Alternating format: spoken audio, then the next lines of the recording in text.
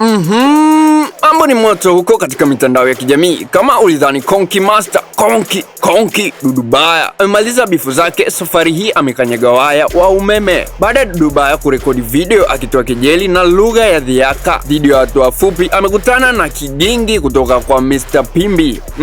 Mr. Pimbi ambaye amejitambulisha kama katibu wa chama chao amewaka vibaya sana. Amesema dharau za Dudubaya zimevuka mipaka na sasa amewasiliana na viongozi wenzake akiwemo tajiri mfupi na Tausi Mdegela kuitisha kikao cha dharura ili kumshtaki Dudubaya mahakamani, jambo ambalo liliingia deep sana mpaka Mr. Pimbi akaamua kutoka hadharani. Ni ile la Dudubaya kusema kwamba Mr. Pimbi anapaswa akasajiliwe kama mlemavu kwa sababu kwa mujibu wa Dudubaya, Mr. Pimbi inafaa hawe headmaster au kichwa cha familia au tuseme kichwa kikuu, kumaanisha kwamba Mr. Pimbi ana kichwa kikubwa.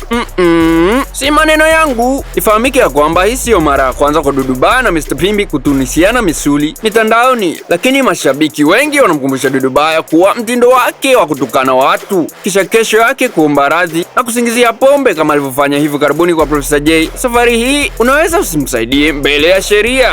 Je, unaona Mr. Pimbi atafanikiwa kumpeleka Konki Master jela au ni kutafuta kiki tu kwa mitandao? Cause siku hizi wasanii na kiki ni dam. Sasa kazi kwako mwana Big Bongo TV, tiririsha komenti yako kupitia comment section hapo down, lakini pia usisahau kusubscribe, like, share, turn on notification ili uzidi kupata update ya matukio mbalimbali yanayojiri every time, everywhere, worldwide.